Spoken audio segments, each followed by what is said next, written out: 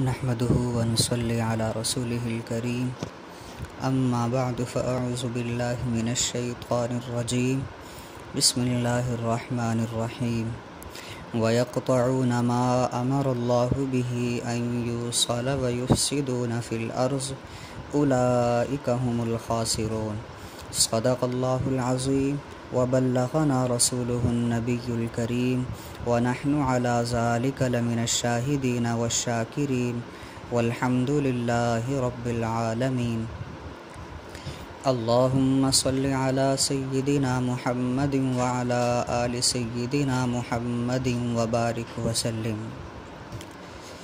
اللہ رب العزت نے ہمیں جو دین اسلام عطا فرمایا ہے، اس دین اسلام کی ایک خوبی یہ ہے کہ یہ انسانوں کو آپس میں مل جل کر رہنا سکھاتا ہے، آپس کے اندر محبتوں اور الفتوں کو قائم رکھنے کا حکم دیتا ہے۔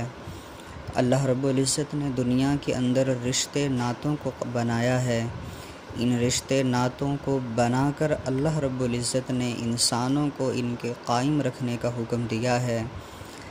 جب انسان آپس میں ایک دوسرے کے ساتھ مل جل کر رہتے ہیں تو یہ لازمی بات ہے کہ آپس میں کبھی نہ کبھی رنجش ضرور ہو جاتی ہے، کسی نہ کسی معاملے میں باہم اختلاف بھی ہو جاتا ہے، لیکن شریعت مطہرہ کا حکم یہ ہے کہ ہم ان رنجشوں کو بھلا دیں، ان اختلافات کو ختم کر دیں اور آپس کے اندر ایک دوسرے کے ساتھ محبت اور الفت کے ساتھ رہنا شروع کر دیں۔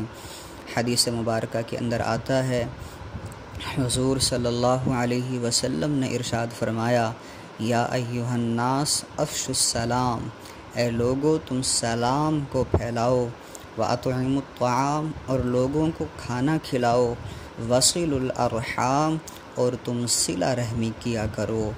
صلہ رحمی کسے کہا جاتا ہے؟ رشتہ داروں کے ساتھ تعلقات کو جوڑ کر رکھنا، یہ صلہ رحمی ہے۔ آپس کے اندر جو بھی اختلاف ہو جائے، کوئی بھی معاملہ ہو تو ایک دوسرے کے ساتھ جوڑ کر رکھنا، یہ صلہ رحمی ہے، اور اس صلہ رحمی کا اجر شریعت کے اندر بہت زیادہ ہے۔ حضور صلی اللہ علیہ وسلم نے فرمایا، صل من قطعک، کہ جو تجھ سے توڑے تو اس سے جوڑ۔ اب دیکھیں شریعت مطہرہ کی یہ کتنی خوبصورت تعلیم ہے کہ اگر ایک شخص ہم سے دور ہونا چاہتا ہو، جدا ہونا چاہتا ہو، تو شریعت یہ کہتی ہے کہ اس کو دور نہ کیا جائے بلکہ اس کو قریب کیا جائے اور اس رشتے کو ختم نہ ہونے دیا جائے۔ شریعت اس بات کو ناپسند کرتی ہے، چنانچہ فرمایا، واعف عمن ظلمک واحسن الی من اساء الیک، کہ جو شخص تجھ پر ظلم کرے تو اس کو معاف کر دے، اور جو تجھ سے برا معاملہ کرے تو اس کے ساتھ اچھائی کا معاملہ کیا کر۔ تو شریعت نے رشتے ناتے جوڑنے کا انسان کو حکم دیا ہے، مگر آج بڑے افسوس سے کہنا پڑتا ہے کہ آج لوگوں کے خون اتنے سفید ہوتے جا رہے ہیں کہ لوگوں کو بھائی بھائی کا احساس نہیں ہوتا، آپس کے اندر سگے رشتہ داریوں کا خیال نہیں ہوتا ہے، معمولی سی بات پر بھائی بھائی سے دور ہو جاتا ہے، بہن بہن سے دور ہو جاتی ہے، بلکہ دنیا کے اندر یہاں تک بھی دیکھا گیا ہے کہ معمولی سی بات ہوتی ہے اور اولاد اپنے سگے والدین سے بولنا چھوڑ دیتی ہے، سگے والدین کے ساتھ تعلق کو توڑ دیتی ہے۔ یہ انتہائی افسوس کی بات ہے اور یہ قرب قیامت کی علامات میں سے ہے۔ حدیث پاک کے اندر آتا ہے کہ قرب قیامت کی علامت میں سے ایک علامت یہ ہے کہ ایک دوسرے کی رشتہ داری کا احساس ختم ہو جائے گا۔ تو یہ صلہ رحمی کرنا، رشتے ناتوں کو جوڑنا، ایک دوسرے کی ضرورت کے وقت کے اندر مدد کرنا، اس چیز کو شریعت بہت پسند کرتی ہے۔ حدیث مبارکہ کے اندر آتا ہے، حضور صلی اللہ علیہ وسلم نے ارشاد فرمایا، ارحموا من فی الارض یرحمکم من فی السماء، کہ تم زمین والوں پر رحم کرو، آسمان والا تم پر رحم کرے گا۔ اور ایک اور روایت کے اندر آتا ہے، لا یرحم اللہ من لا یرحم الناس، کہ جو انسانوں پر رحم نہیں کرتا اللہ رب العزت اس بندے پر رحم نہیں فرماتے۔ ایک اور حدیث مبارکہ کے اندر آتا ہے، حضور صلی اللہ علیہ وسلم نے ارشاد فرمایا، من لم یرحم صغیرنا ولم یوقر کبیرنا فلیس منا، کہ جو ہمارے چھوٹوں پر رحم نہیں کرتا، ہمارے بڑوں کا اکرام نہیں کرتا، فرمایا کہ وہ ہم میں سے ہی نہیں ہے۔ اور ایک اور جگہ پر نبی کریم صلی اللہ علیہ وسلم نے ارشاد فرمایا، من لا یرحم لا یرحم، کہ جو بندہ رحم نہیں کرتا اس پر رحم نہیں کیا جاتا۔ ایک اور حدیث مبارکہ کے اندر آتا ہے، نبی کریم صلی اللہ علیہ وسلم نے ارشاد فرمایا، الخلق عیال اللہ، کہ یہ مخلوق تو اللہ کا کنبہ ہے، وَأَحَبُّ الْخَلْقِ إِلَى اللَّهِ مَنْ أَحْسَنَ إِلَىٰ عَيَالِهِ، اللہ کے نزدیک مخلوق میں سے سب سے بہترین وہ انسان ہے کہ جو اللہ کے کنبے کے ساتھ اچھا سلوک کرے۔ تو ہمیں چاہیے کہ ہم معاشرے کا ایک اچھا فرد بن کر اپنی زندگی کو گزاریں، ایک دوسرے کے ساتھ محبت و الفت کے تعلق کو قائم رکھیں، کبھی کسی بھی قیمت پر رشتے ناتوں کو ہم نہ توڑیں۔ یہ معمولی سی بات پر، اختلافات پر ایک دوسرے کے ساتھ تعلق کو ختم کر دینا، یہ مرنا جینا، یہ ایک دوسرے کے لیے گھروں کے دروازوں کو بند کر دینا، شریعت اس عمل کو بہت ناپسند کرتی ہے۔ جو بندہ صلہ رحمی کرے گا، ایک دوسرے کے ساتھ رشتے ناتوں کو قائم کر کے رکھے گا، اللہ رب العزت کی طرف سے ایسے شخص کو بہت سے انعامات بھی ملتے ہیں۔ علماء نے چنانچہ صلہ رحمی کے بہت سے فوائد لکھے ہیں۔ صلہ رحمی کے فوائد میں سے ایک فائدہ یہ ہے کہ جو بندہ صلہ رحمی کرتا ہے تو صلہ رحمی کی بدولت اللہ رب العزت اس کی محبت لوگوں کے دلوں کے اندر ڈال دیتے ہیں۔ جو رشتے ناتوں کا خیال رکھتا ہے، عزیز و اقارب سے ملتا جلتا رہے گا، ضرورت کے وقت ان کے کام آتا رہے گا، اللہ رب العزت ایسے شخص کو دوسروں کی آنکھ کا تارا بنا دیں گے۔ صلہ رحمی کا اگلا فائدہ یہ ہے، نبی کریم صلی اللہ علیہ وسلم نے ارشاد فرمایا ہے کہ جو شخص صلہ رحمی کرتا ہے، اللہ رب العزت اس کے مال میں اضافہ فرما دیتے ہیں۔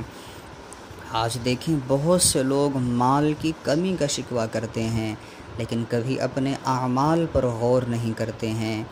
ہمارے اعمال میں سے ایک عمل یہ ہوتا ہے کہ ہم رشتے ناتوں کو توڑ دیتے ہیں، نقصان یہ ہوتا ہے کہ مال کی پریشانی اور تنگی کے اندر مبتلا ہو جاتے ہیں۔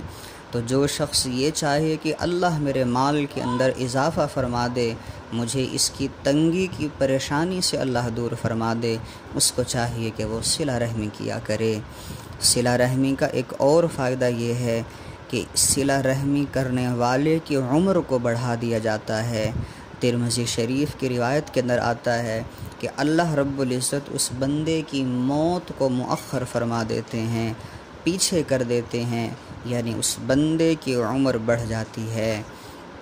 صلہ رحمی کا ایک اور فائدہ یہ ہے کہ اللہ رب العزت ایسے شخص کو بری موت سے نجات عطا فرما دیتے ہیں۔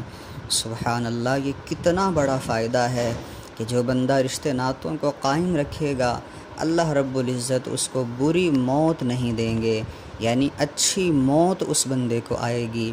اور جو بندہ جس حالت کے اندر مرے گا، میدان محشر میں اسی حالت کے اندر اٹھایا جائے گا۔ اور حدیث مبارکہ کے اندر آتا ہے، انما الاعمال بالخواتیم، کہ اعمال کا دار و مدار تو خاتمے پر ہوتا ہے۔